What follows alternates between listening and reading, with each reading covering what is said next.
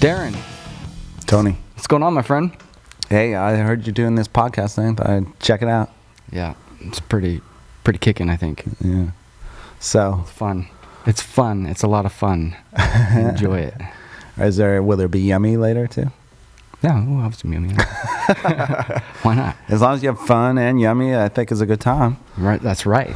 Speaking of yummy, wine. Yeah, we're making some wine around here. Yeah, tell me the story. Well, the Ingram family, we have been farming this place outside of Canby for over 50 years. My grandfather bought it in the 40s. How far outside of Canby area? What area are we looking at? So probably most people are familiar with Central Point and South New York Road, but the reason it's called Central Point is that's exactly halfway between Oregon City and Canby. Mm. And there used to be a little one-room schoolhouse there. In fact, my grandmother taught there. My dad went to grade 1 through 4 there or something. Wow. Yeah. Is that school building? It's probably gone. The building's gone. Yeah. And but my grandparents ended up selling a little bit of the land to my parents, and we moved up here in the 70s. I was born in California. And we lived in Napa. So there's like this backstory of it must have been in the water, kind of thing. Oh, did any of your grandparents or parents do anything with wine or anything? Nobody was into wine, no. So whose idea in the family was this? You? I brought it to the table, and just I think the most reaction I get is when I tell people that it was to impress a girl.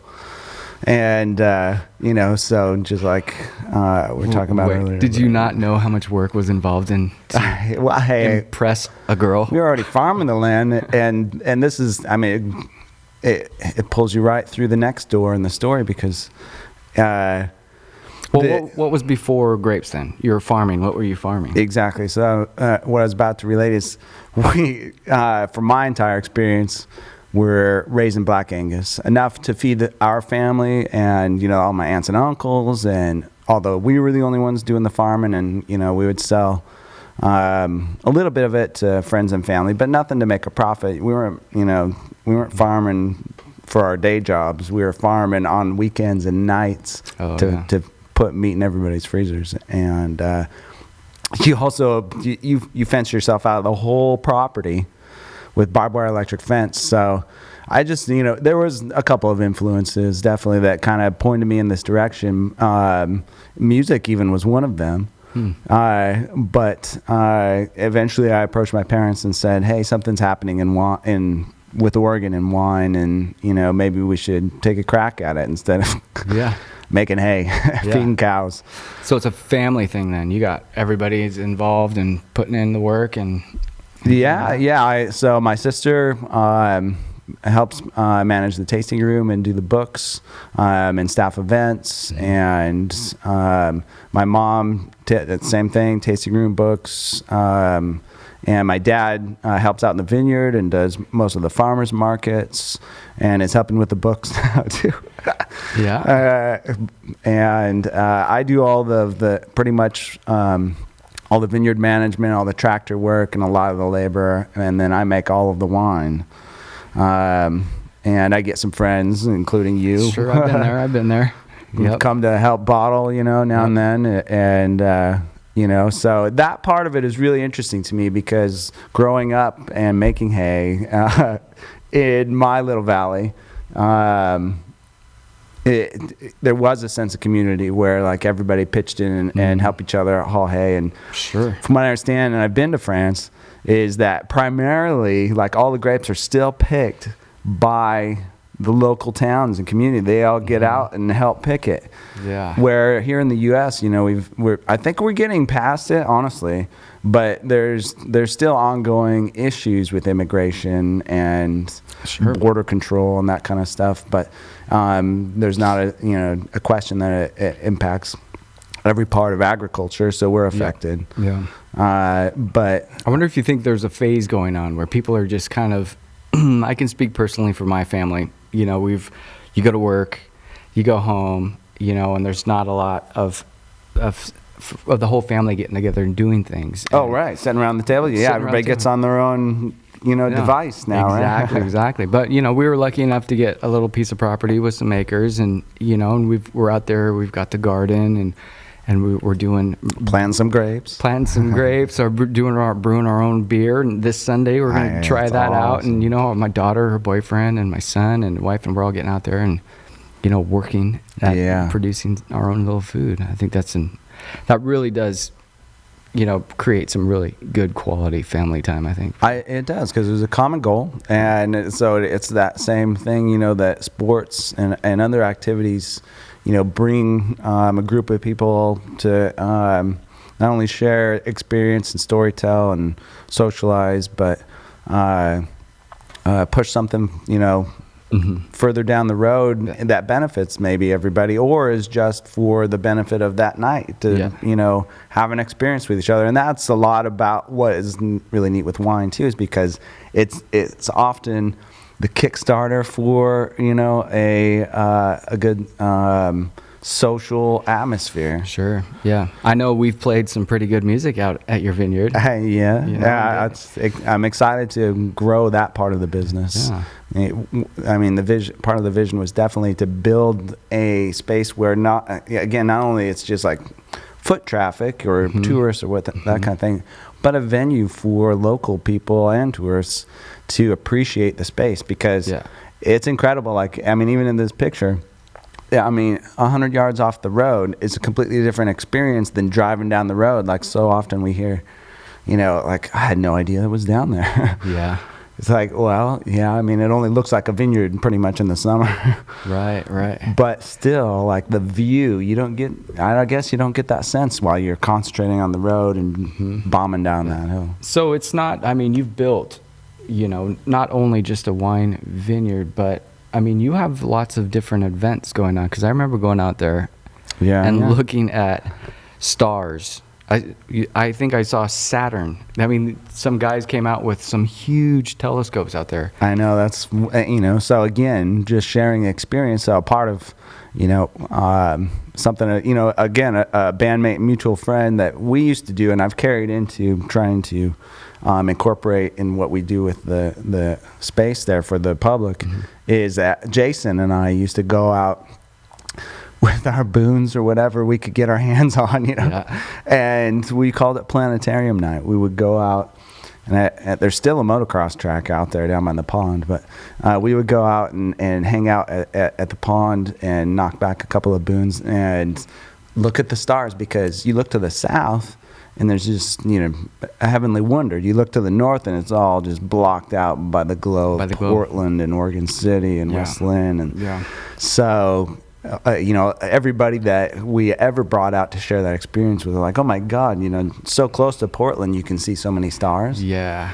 It is. It really is beautiful. Yeah. It is beautiful out there. That's for sure. So we do have the Rose City Astronomers. Got to give them credit. Nonprofit group, but they are all a bunch of, astronomy enthusiasts, and they bring out huge telescopes. And we all got to see Saturn and the moon and stuff. So we're doing that again this summer. We have very cool, a couple of outdoor dinners planned, and some live music. Nice. And we also let's see, how actually was this one, do some movies. So we're actually trying to decide what we're going to do for a movie right now, whether we should stick to like something wine centered or... Well, July, I think everybody's going to be smoking weed from what I hear. So maybe you should play some Cheech and Chong movies. Some classic 70s, 60s. But last year we showed actually a independent film that was done up in Washington, in the Yakima Valley, about wine, but it wasn't necessarily about wine. It was just set in wine country. Sure. So that was kind of fun, and we've shown a couple other wine movies, but because you've got wine out there, people are going to go out, they're going to drink, sample the wine, and it's a nice, relaxing evening. Sounds like. Yeah, there's a publication that just ran an article about how close wine and film are. So not even just, wine being inside of film, and like I was talking about earlier, the part or how it kind of energizes and kicks off storytelling and socializing. But sure. It also highlighted, like all the movie stars that have gotten into wine for one reason or the other and put their names on it, and directors and things like that. Yeah. Including Seth Rogen. Yeah. Maynard Keenan, growing wine in Arizona. Exactly. Yeah. So I think that, long term it'd be really neat to do some kind of film festival, and Portland is definitely an area sure that maybe we could draw something out there. There are some events like that down in Sonoma. I know that we could model after, including one that's like in a cemetery, but it's about wine and film. In a cemetery. Yeah. People are in the cemetery. Yeah, that's where they go to see the movies. Sitting down. Yeah, well, wouldn't that be cool? I don't know about go sit by grandma and grandpa. Okay. Watch a movie. Oh. I'm out on that one. Yeah. But so you sit mom and dad down, and you're like, hey, wine's going to be a big thing in Oregon. So you got to come up with a logo, a name. Sure. How does that all happen? Right. Yeah, that's probably one of the biggest questions we get asked is, where did the name for the winery come from? So King's Raven Winery came from our surname, which is Ingram, and that is supposedly the name of an Anglo-Saxon war hero's raven. So his name was Ing, and his bird's name was Ingram. So Ing and Ingram. So it'd be like Ingram or Ing's Raven Winery or something like that. And just being in marketing, it didn't ring a bell to me. So I was like, and my cousin also pitched in on this and helped kickstart the logo and stuff, and actually did the research on where the family name came from and stuff. And so he helped bring that to my family while we were debating what the name should be. Yeah. And anyway, long story short is we changed it to King's Raven because just it rolls a little bit smoother, and people would recognize King a little more and associate it maybe with the Ravens. And then the idea for the playing card logo and that kind of stuff. That you got that? Not in here. I don't think I'm bringing it. Yeah, well, you can see a little bit of it there. I'll do the video magic. I'll add it in later. Right, there you go. Here it goes. Bing! Bing! There it is. So it's got 2 bottles on the feet. And did you and your cousin? Well, he provided an eagle with 2 bottles. Or no, just an eagle. Actually, it was just an eagle. So I took that and did the wizardry to turn it into a raven, and then added the 2 bottles and a crown. And so we added a crown that has 3 points, and I think it's 1 or 2 jewels. But the idea is that there's 2 bottles for my parents, and then there's 3 of us kids, so the 3 points on the crown were the. Oh, right on. So I had some kind of relation to it because everybody was like, family crest this, family crest that. It's like I don't want to see another wine label that's just a line drawing of some vines in the vineyard, Yeah. Well, I mean, it looks picturesque and it does kind of take you there. It's interesting, the marketing side of any product and the branding you have to do. And I was just reading an article about how for wine, the amount of white space in the consumer's mind equals how much quality, over price equals how much quality that bottle of wine is going to be. So like, the more just like negative, just white space, like without anything in it, on a wine label, people think, oh, that's a really good bottle of wine. So if I make a bottle of wine and just a completely white bottle with a W, just put G Farms on it, and it's wine. Yeah. People are and then I put a price tag on it of like $100. You could do, that. People are gonna be like, I gotta buy that bottle of wine. Yeah, especially if like right next to it is one that has like a picture of a rainbow on it. Oh yeah. Yeah. This is some intense research going on there. Wine marketing is very competitive. I'm sure. You know, so think about, you know, in most of the beverage industry is, you know, go into any store and how many options do we all have now these days? Yeah. And I understand like regionally, like we're really spoiled here in the Northwest, and for a long time it was just beer. And the Northwest grew this huge name. And, you know, I remember going to visit my grandparents in Fresno, California, and we always had to bring my grandfather beer. Yeah. Yeah, and it was Henry's, you know, because all they could get down there was Miller and Bud and Coors or whatever, you know. Wow, yeah. Beer is blown up. Well, and now they're saying like that grapes are being grown in all 50 states, including Alaska now. You know. Really? Go climate change. Go climate change.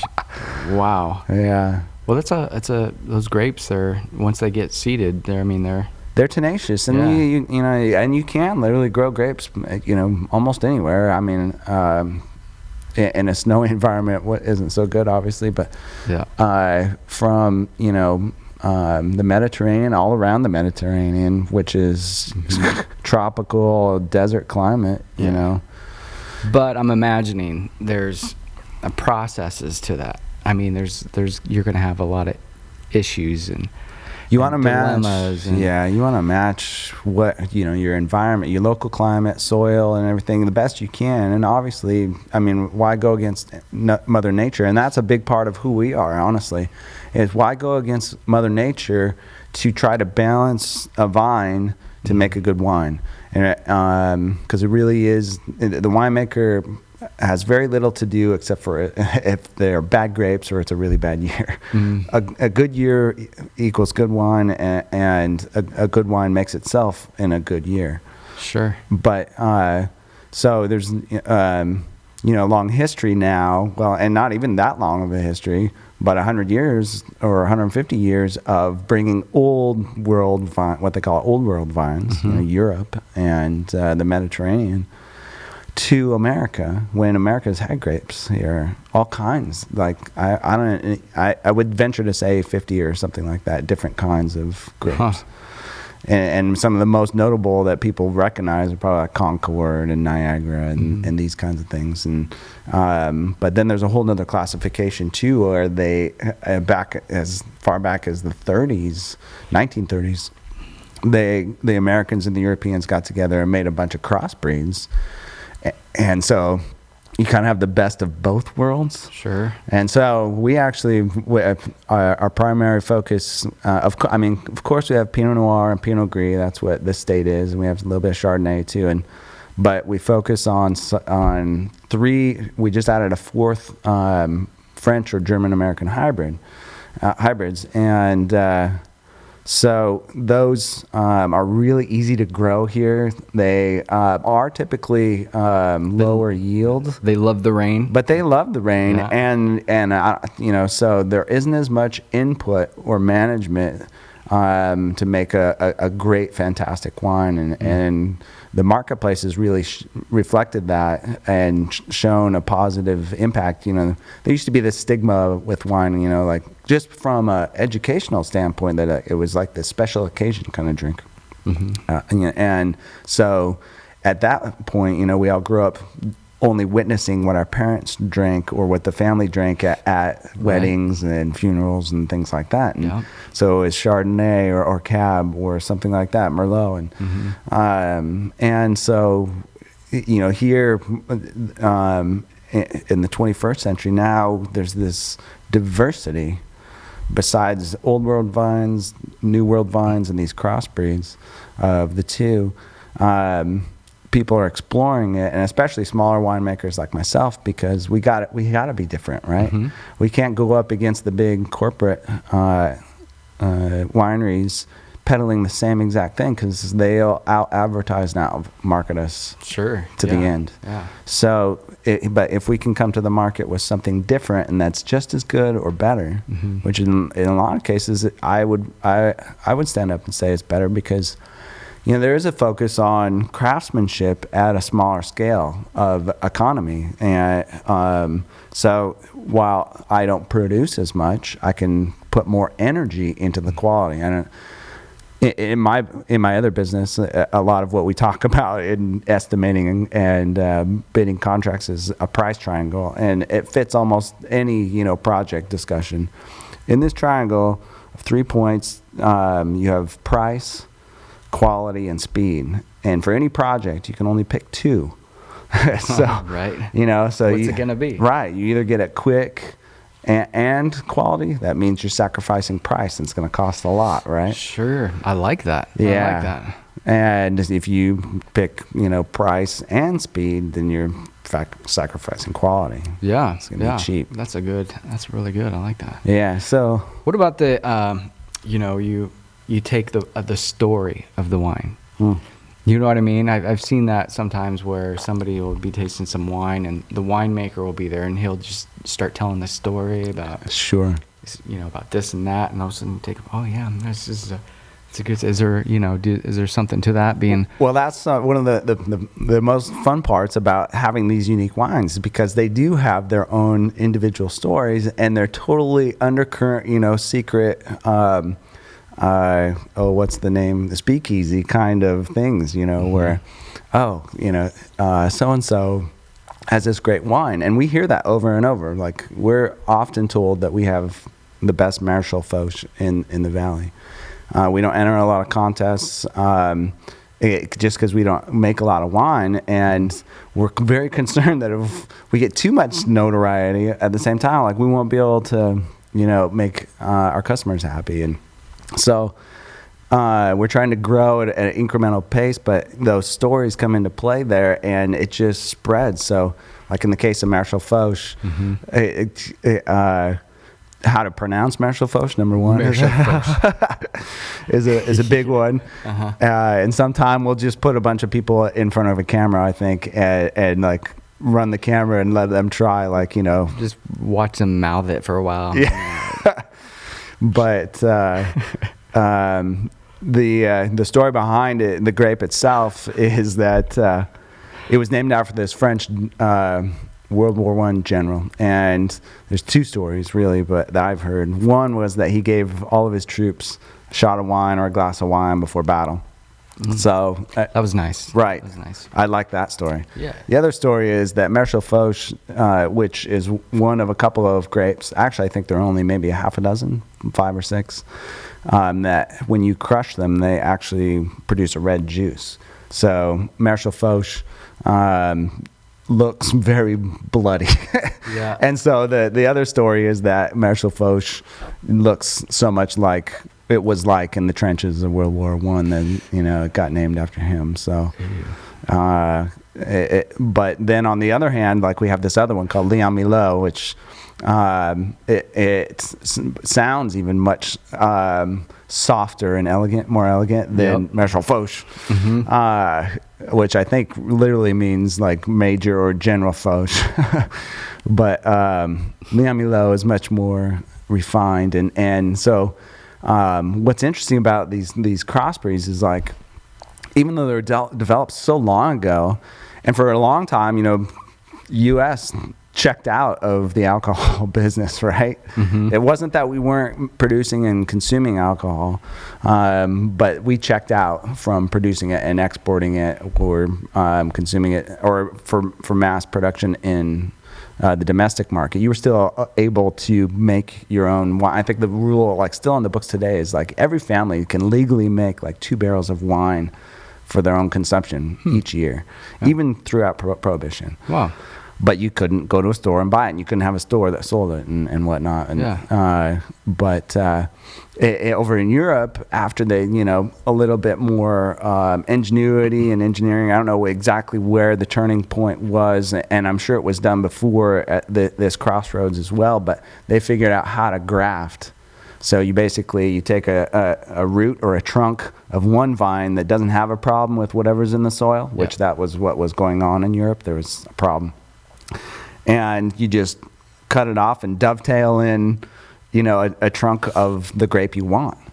So you can, and now they graft all kinds of things, apple trees. Like you can have an apple tree with 5 different kinds of apples on one tree. Really? Yeah, wouldn't that be cool? You gotta cool. get Corey on that. I'm gonna try that. But so that kind of pushed out the need for the development of these crossbreeds, because well, we can still grow our old, centuries, millennia old vines. Instead of trying to adapt our consumers who know and love us for these wines into these new wines. Yeah. Wow. So they were outlawed, basically. Yeah. And there's a bunch of good movies that are all about that story, including A French Kiss with Meg Ryan. I don't know if you remember that movie or not, but Russell Crowe in A Good Summer. These are stories that are all about, especially the French, outlawing these grapes, these hybrids that were developed. Oh wow! I'll have to check those out now. Yeah, and I've seen those. So, there's a lot to do with the story of the grapes themselves. One of the other ones we do is a white, and it's called Phoenix, and we're one of only 2 wineries in all of U.S. that is growing and producing this wine and growing the grapes. Commercially, I think there's people doing it co-op and for home use, because it is pretty. The grape itself is pretty easy to grow, and it ripens before the rains come in the fall.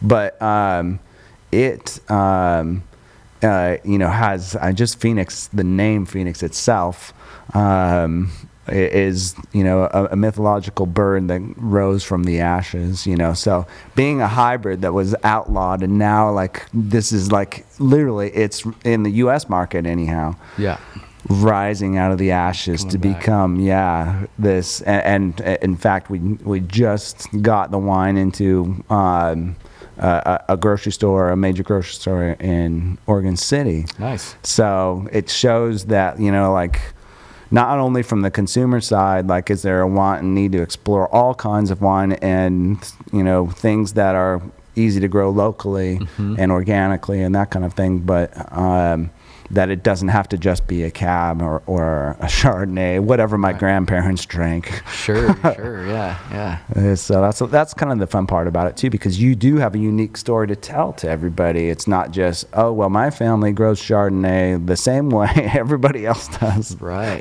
yeah. Well, that's great. That's great that you jumped in there and started doing that. It's paying off. It sounds like you got into a grocery store and taking off. We're growing. We're absolutely growing. This is our 15th year growing grapes.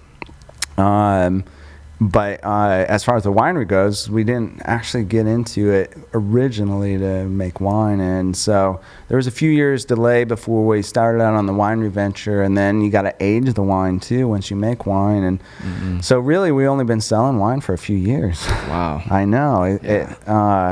I want to say, I'm pretty sure it's 2007, since 2007. Wow. But those days were 150 cases. Then the next year was 200 cases. And then, and now we're up to 1,100 cases, which is still really small. But we continue to grow. And like that Phoenix, out of the ashes of this, worst recession, second depression economy, here we come. Yeah, good. And I like that. It feels good to be building that foundation, and now we're ready to ride a wave into the new world. It's a good feeling. Yeah, I'm sure it is. A lot of work, and to see that reward at the end of all that, sweat and stuff. It's got to make you feel good. Yeah, and that the reward is sharing it with other people. It's the experience. Yeah. So that's awesome. Yeah. Well, Darren, anything else you want to touch on, or I think we're going to... Just, I appreciate you having me down to talk with you about this. We're totally a bootstrap, grassroots kind of thing. So this is the kind of thing that really helps us out, and I appreciate you making time for it. No, anytime. I mean, you guys got to go out to King's Raven Winery and check it out. Movies out there, bands out there. My favorite is looking at the stars out there. Sunsets are amazing, and helping you bottle wine is always fun. It's always good. But thanks for coming out. Yeah, thanks for having me. All right, sweet. All right, peace. Peace.